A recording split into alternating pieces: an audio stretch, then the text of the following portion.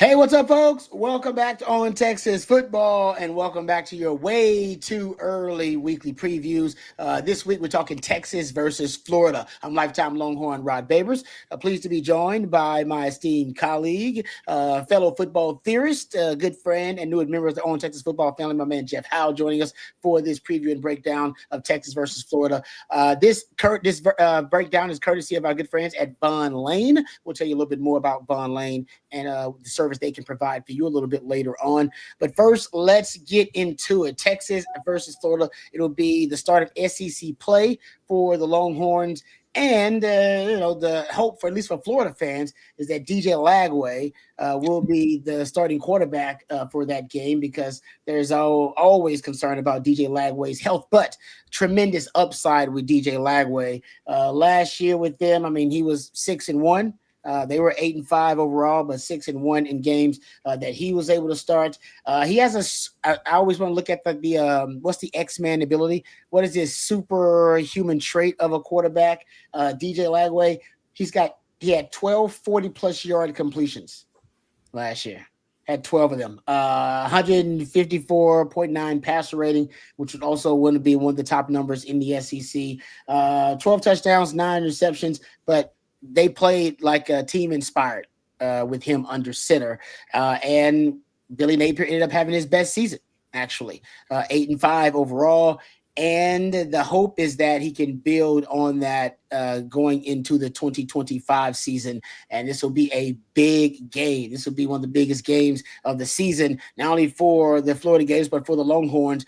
They'll be on the road at the Swamp. What are your thoughts originally about Billy Napier overall, but then starting with the offense, which that is Billy Napier's expertise. It is his offensive system they're running, and he's hoping to have the breakout campaign for 2025. Billy Napier, I've said this about Sam Pittman and a couple other coaches. Like, Billy Napier seems like a guy that would mow your lawn while you're on vacation. Like the kind of like the best neighbor, just a good dude that you want to sit out in the driveway with and have a beverage. I don't know if I necessarily want to run my football program, but Billy Napier does have a better track record than Sam Pittman. I'll say that. Like, the thing that makes me question him, Rod, is I don't know how he went into camp last year, watched DJ Lagway, knew what he had in DJ Lagway, and said, nah, man, we're good. We're going to go with Graham Mertz. Okay, you do that and go with God, I guess. That's your plan. The one game, Rod, that they lost with DJ Lagway was the Georgia game, a game that they were very much in control of until he got hurt. And, Florida last year, they weren't built to really be a comeback type team. They were built to, if they can get a lead, then they can kind of ground and pound you and grind, choke you out. Yeah, pretty much. Kind of like if you think back to the Big 12 style, real similar to how Kansas State and Bill Snyder do. Yeah. They just want to kind of hang around and burn clock, and then you realize, like, oh my gosh, like we've had like 2 possessions in the second half and there's 4 minutes left and we're down by a touchdown. So I say that to say this: Florida never had an opportunity to do that in the Texas game last year. Yes, I know they played with a 4-string quarterback and it was a disaster at that position, but defensively, that was, and we'll get to the defense later, that was one of the worst Florida defenses I've seen, just in terms of how they executed. But offensively, with DJ Lagway, Rod, they are a completely different animal. They're able to be dynamic. They're able to stretch the field a little bit. They couldn't do that without him, and their offense really bogged down. I felt like last year watching them, I felt like they had really good running backs. I liked their offensive line. I felt like on the perimeter they were limited a little bit. Yeah. But again, when you've got a guy like Lagway, it opens up everything, not just with the run threat, but how dynamic he is with the ball in his hand. Yeah, and this year, not only, and getting back to Billy Napier, though, really quick before we start diving into the offense, 19-19 at Florida. So, I mean, he's right there at, average. They would consider that below average. Mm-hmm. But he ultimately, last year, this is why Florida fans, a lot of them, they're ready to move on from Billy Napier. Yeah. The 19 losses, 12 by double digits.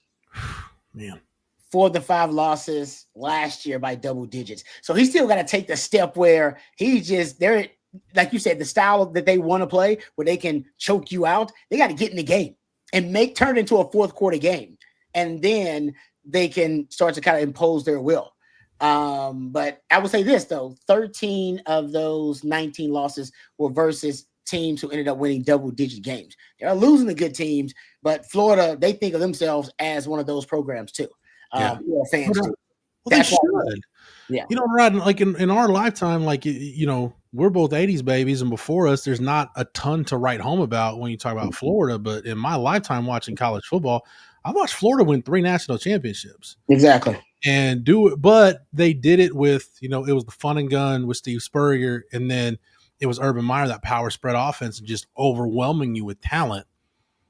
I don't see Billy Napier, that's not the way he wants to win games, but does he have the personnel now to be able to do that? Last year, it seemed like they were getting on the right track, but again, this shows you how small their margin for error was. When they lost DJ Lagway, they didn't have a chance. Yeah, they potentially have a transcendent presence at quarterback. Yeah. And if that guy just stays healthy, then he could potentially reach his ceiling, and he will take them to newer heights, the entire offense. Last year, they had, if you go look at it, they were 8-1 when they had 330 or more yards. And the only loss was that overtime loss to Tennessee. So that when they got the offense working a little bit, like you said, then they can play their style. And it also is complementary to the defense. But let's start with where the strength of this offense is going to be on the offensive line. Now, DJ Lagway, we discussed him aside from him, because if he can stay healthy, he'll keep them in every game. They should be in every game if he stays healthy and he continues to evolve and get better and develop. But the offensive line, they return a ton of experience. They're probably going to be like the third most experienced offensive line if you're looking at returning experience in the SEC. Jake Slaughter is a center. Longhorn fans know what an experienced center is. All-American caliber player. Only Power 4 center within at least an 80 Pro Football Focus grade as a pass blocker and a run blocker. Yeah, he's good. Good player. Yeah, he'll play on Sundays. Austin Barber is projected left tackle. Started all 13 games last year. At right guard, Damian George Jr. Was a redshirt senior. He's projected to start there. Had 20 plus starts under his belt. Alabama transfer, former Texas kid from North Shore.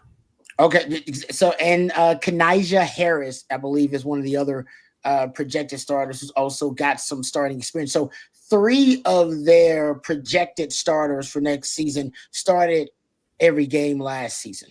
That's a huge plus. I haven't seen much about who the right tackle is going to be. I think that's going to be sorted out or will be sorted out. I've seen names like sophomore Bryce Lovett, Caden Jones, another name that's been thrown out there. Not sure who that's going to be, but they'll have one of the most experienced and supposedly one of the better offensive lines in the SEC. And it'll be a line, Ron, that gets battle tested because look, I like Texas. Florida has a bye before this game. But for those who haven't looked at Florida's schedule, they're 2 games before the Texas game in Baton Rouge against LSU, and then they go down to whatever the stadium is that the Dolphins play in now, and they play Miami. So they got LSU and Miami back to back, and then a bye week, and then Texas. So they'll be battle tested, but you also wonder, okay, Billy Napier, where's your depth at this point? Because by the time you get to SEC play, you're probably going to need it. That is true, but I will say this: Rob Sale, I believe is the name of the offensive line coach. He has been bragging about the depth on this line. That they have a lot of depth. Roderick Carney's another guy, is a redshirt sophomore that they expect big things from. Devin Manuel's another transfer, I believe, that they believe can also contribute and be in the rotation. So they believe they also have the depth on the O-line. They have the frontline starting experience and the continuity on the offensive line, but they also have the depth. So that's a great place to start. Got your quarterback that can uplift the play of others around him and has a really high ceiling and upside, and you got a veteran offensive line. That's a hell of a starting place for Billy Napier. Hasn't had an offensive line this good probably since he first got there. I think when he first got there, he kind of inherited a lot of experience on the offensive line. But these are guys that he's been either recruiting, developing, know his system, or guys that he's brought in that or have veteran experience too. And as weird as it sounds, Rod, they should have some level of confidence running the ball against Texas because they ran for almost 200 yards last year at Austin. Now the catch is Texas was up 42-0, and PK stayed in a static defense, and it was like, look, if you guys want to run the ball 5-6 yards a pop, go ahead. Like it's inconsequential right now. So they probably have a little bit of confidence going against Texas, just feeling like they can run the ball. And, to win the 2 games that they've got going into the Texas game, going into SEC play, you go to Baton Rouge, you're going to need to run the football to win that game. Yeah. And you go down to Miami and play Miami, you're going to need to win a line of scrimmage battle with Mario Cristobal's team. So this should be a team that seeing Texas should not overwhelm Florida. Yeah, no, I'm with you. Like I said, lines of scrimmage. You talk about it all the time. It's a line of scrimmage league. Starting the lines of scrimmage, Florida's going to look really good there. Let's go to the running back position. You talked about the backfield. They lose Montrell Johnson, who's a really good player for them. But Jaden Baugh, who was all SEC freshman on the all SEC freshman team last year. Good player, over 600 yards rushing last year. Bigger back, 225, 230. I mean, so that's a good place to start. They also have, I believe it's Jacoby Jackson is the other back. He had 7 touchdowns and over 5 yards per carry. So they have talent in the backfield. That's already proven. So the running game should, with obviously a veteran offensive line, the running game should start at a relatively proficient level. And like you said, they ran against Texas. Texas was up big, so Texas wasn't necessarily focused on stopping the run. But I mean, I like their backs. I like their backs last year. I remember saying that. I like their backs from Florida. Jaden Baugh is probably on my ballot anyway. When we get to SEC media days, he's gonna get some serious run for first team All SEC at running back. I think he's a really good player. But it's funny, Rod, Florida, and again, they got it going towards the end of last year when they got DJ Lagway back and kind of found an identity. They did. When I watched them in Austin, and again, Montrell Johnson, as good as he was, he didn't play in that game last year too because he was hurt. But which actually, in a weird way, gave us a good look at Jackson and Baugh both. But when I watched Florida warm up, they reminded me a lot of when you'd watch a Texas team under Charlie Strong or Tom Herman, where you'd watch them warm up and you'd be like, okay, they look the part. Why can't they put it together? And why in some games against Georgia, they're really competitive, but in the first half of the Texas game, I know their offense was what it was. Defensively, it's like they didn't even bother to show up. Yeah. Like Sark just pretty much had his way with that defense. He did. So, it's really – I think Florida's at that point right now. But, again, playing at home, their strength is their offensive line and their running backs. It should be the running game. It's going to be a really good challenge for Texas that, hey, you're going into one of the toughest places to play in college football for a team that's probably not very happy that you beat them like they stole something on the road in Austin last year. And they're probably going to be ready to punch you in the mouth. Yeah. No, I'm with you.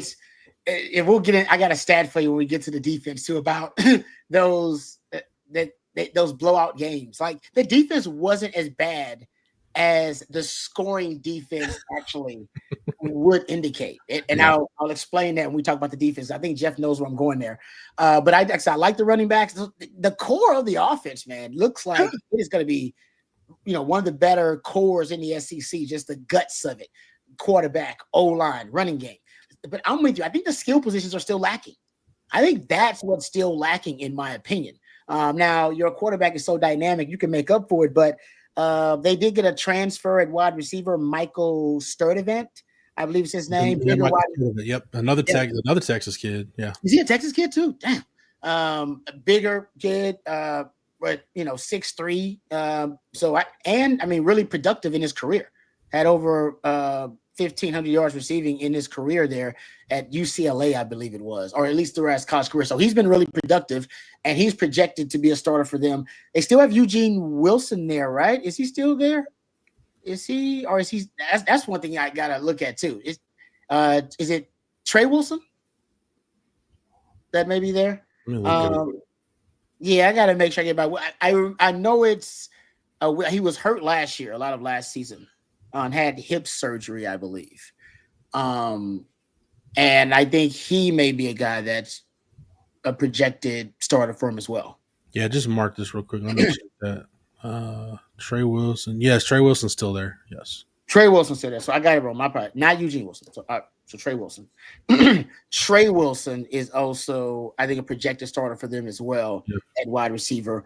And then there's another kid that everybody seems to be, I don't know, at least buzzing about. Big time recruit, Dallas Wilson, another Wilson. Yep.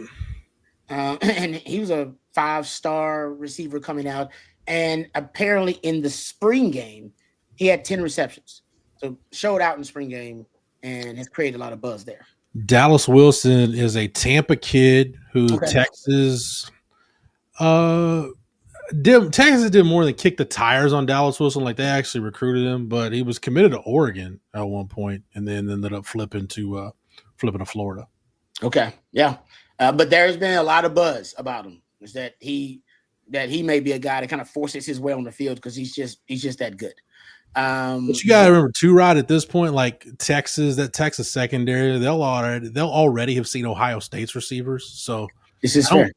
You stare the devil in the face in week 1. I don't think there's anything that they're going to be scared of or shocked by after that.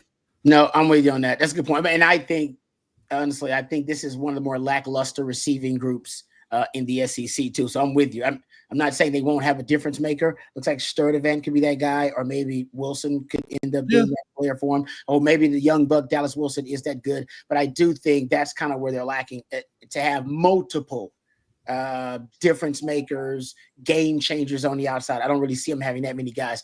Tight end position for them, Hayden Hansen is a player, 6'8", so he's got a really good profile, 6'8", like 265, 270.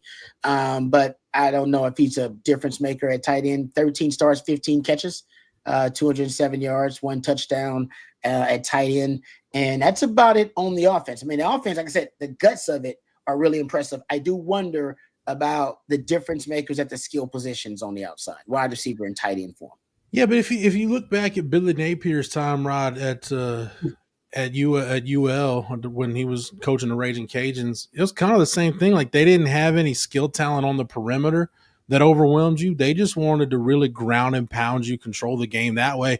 Mm-hmm. I tell you what, the difference is he didn't have a quarterback at UL like he does with DJ Lagway. We know that much. But yeah, he's capable of playing that style, and Florida's capable of playing that style. That's pretty much in the Georgia game. They got a couple of big plays and then tried to ground and pound it and had some success. When Lagway got hurt, they were just kind of trying to hang on for dear life. Yeah. The flip side is, can they get help from the defense? Because if the defense is giving up a lot of points, we just went through it with your lack of firepower. Even with DJ Lagway, you're not built to, get out of a.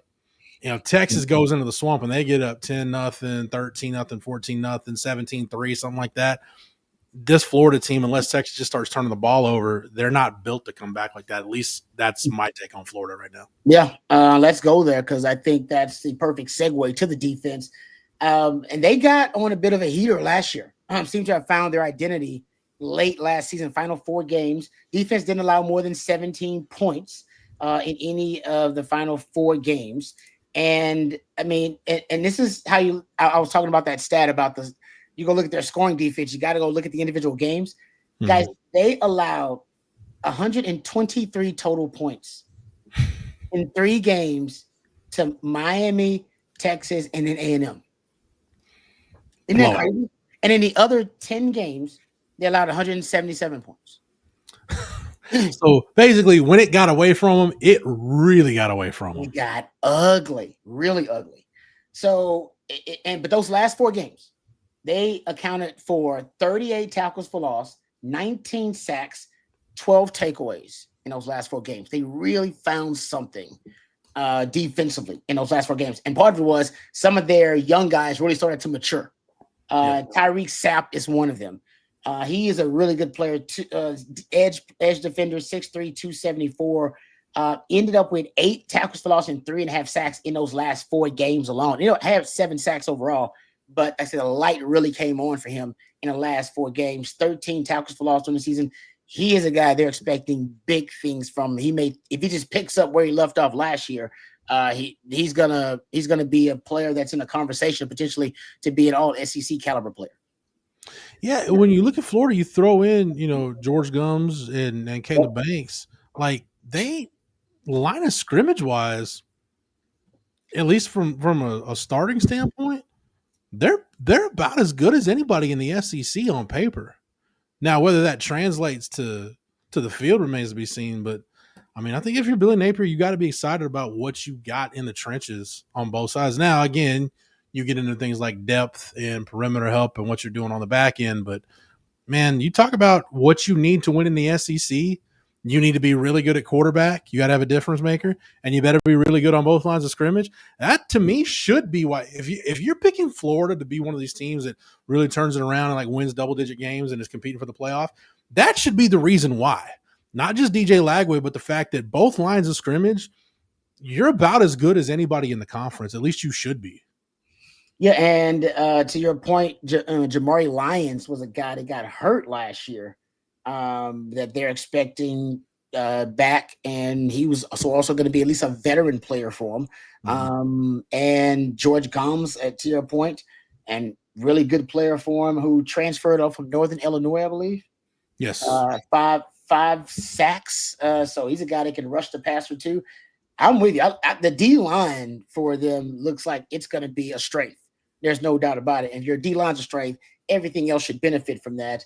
The linebacking core, guys with a really high ceiling, Miles Graham and Grayson Howard are expected to be, kind of the two leaders to end up starting at linebacker for them as well. And Grayson Howard started games last year for him. Yeah, I was a South Carolina transfer. Started games last year, but not for them. I apologize.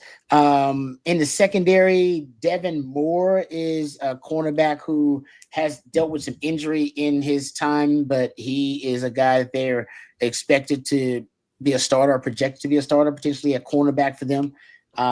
Bryce Thornton is another returning starter for him at the safety spot, a really good player, and Jordan Castell, another really good player for them, who's a veteran player, 3rd year at the safety position, and had 55 tackles last year. So secondary also, at least you're going to return at safety, potentially starters at the safety position, and some veteran players at corner. They also got Carmine. Remember the kid Carmine McLean? Carmine McLean, yeah.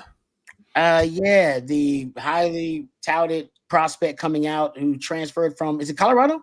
Yeah, it seems like he's had more transfers than impact plays in college, but was committed to Miami, was headed to Miami. Then he signed with Colorado, and now he's at Florida. We'll see what happens. By the way, Rod, I didn't mean you were wrong about Grayson Howard. He did play for Florida last year, but former previously. Okay. South Carolina, obviously played last year. Okay. But here's what I'm thinking as we're breaking down Florida. Are Florida and Oklahoma basically the same team pretty much? With the exception of the running back position, which Florida's got better running backs than OU. And man, maybe I think Florida's probably better. At least I don't have the question marks for Florida's offensive line, but like line of scrimmage wise, they should be okay. We know Oklahoma defensively in the front can hang. Yeah. It's just their perimeter talent, both on offense and defense, I just don't think it's dynamic enough for them to finish in the top part of the conference. I could be wrong, but that's a good comparison. They both got quarterbacks who are difference makers. Yeah, literally, you got force multipliers at quarterback. Yeah. Oh man, that's good. I just don't. I don't see it. Maybe Florida's got a little edge at O-line. Maybe, I don't know. I give Florida the O-line edge, and probably Oklahoma the edge. Defensive front line. Yeah. But man, it's that's good. That's good though. I like that. Yeah. Both miss because somebody's got to step up for them, but I'm with you. Right now, I don't see Florida, said maybe that's Billy Napier style. You brought up his time before Florida, that maybe he doesn't need those guys. Oklahoma, they need those guys on the outside. Yeah, the difference too, I think, is like whereas Oklahoma's got, Deion Burks coming off injury, they got so many guys coming off injury on top of the guys that are coming in. They've got some proven commodities that they feel like are reinforcements. Florida just kind of got what they got. Yeah, that's fair. I agree with you. I don't disagree with that. Yeah, Florida, they didn't. I mean, not a lot of real big splashes in terms of the transfer portal for them, but they, like I said, they got talent. I mean, we were just talking about the secondary. What's this kid, Drake Stubbs? Yeah. Who we were talking about? I mean, he's a 5-star safety that just a stud. And Florida, even having down years, Florida can still get a guy like that. So it's still Florida, man. They got athletes. They got a ton of them, and that's where I think I may give Florida the advantage overall in the roster. Just like that, Florida may just be a better, more athletes overall. If I look at the entire roster, like now, that might take Florida's roster overall. Then I'll take Oklahoma's at this point. That's a good feeling, though. It is close. It is close. They're both Florida. I think if you look at the SEC, like Florida, Oklahoma, I think Auburn's kind of in that group of you can tell me that they'll be 6-6 and you can make a compelling argument that I can 100% believe. You can also tell me they'd be 9-3 or 10-2, and you can make a compelling argument that I would 100% believe. I think those three teams in the conference this year, Rod, I think those are complete wild cards. Yeah, because Florida's got three toss-up games that'll determine the season. Yeah, right? Florida could come into this game against Texas. They could come in 5-0 and probably in the top 5 at that point, and really feel like, okay, you got something rolling. They could be coming off back-to-back losses, and we're all wondering, okay, is Billy Napier a loss to Texas away from getting fired? Yeah. No, I'm with you. I totally agree. Like I said, Oklahoma, the ceiling for them is like, they can be a 10-win team potentially. It's like, what's the floor? But the basement, it's like, oh man, they can go 5-7 or 6-6. I could easily see that. Yeah. And nobody, like you said, nobody would be surprised. They go, yeah, that tracks. But obviously Florida's hoping for the more optimistic side of that. But to round things out, the defense, secondary, you basically have veterans returning at every level of the defense. That's what's important for them. Yeah. On the D-line, linebacker, and the secondary, they have veterans. They got to, they got to obviously filling some of the blanks, if you will, of some of the inexperienced positions. But I think ultimately that's what I take away from this Florida defense. And I think if Tyreek Sapp and Caleb Banks, if those guys end up being all SEC caliber players, that watch out, because that secondary, I think, is going to benefit tremendously. They got veteran safeties, and they got, I think, some really athletic linebackers that can make your life hell, especially that can kind of run sideline to sideline for the run game. So I do think that Florida defense, to me, it should be one of the better defense, if not the best defense Billy Napier's had. The other advantage, the potentially big advantage Florida has in this game, Rod, if this is a night game, then that's worth. I mean, I know if you look at the lines for games, like a 3-point advantage usually goes to the home team. That's probably worth a touchdown, maybe more, if this game is played at night, because it's tough to play in the swamp as it is. But you give Florida fans all day to pregame and get ready for this one. That could be the loudest environment. And look, you're going to Columbus to open the year. You'll be in Athens. You were in College Station last year, which I was there with the press box shaking and everything. This could be the loudest environment a Steve Sarkisian team ever plays in. It's a good point. Yeah. No, I remember CJ talking about, he thinks, people are sleeping on it. This might be your toughest home game. Toughest road game. Excuse me. Yeah, could be. People are kind of sleeping on it. It might end up being that. Real quick little nugget about the secondary before we wrap it up. For the last 7 games, the secondary ended up getting at least 2 interceptions for the last 7 games. So secondary started playing a lot better toward the end of the year. We talked about the defense overall starting to find their groove at the end of the year. And they had a first-year defensive line coach last season, and that D-line still accounted for 27 of their 39 sacks. D-line should be better this year, and now a little bit more acclimated and accustomed to whatever the defensive line technique is with that defensive line coach from last year. So everything should be improved for Florida on the defensive side of things. Yeah, Ron Roberts, their defensive coordinator. I think Texas fans will probably remember he was with Dave Aranda at Baylor. Yeah. So, yeah.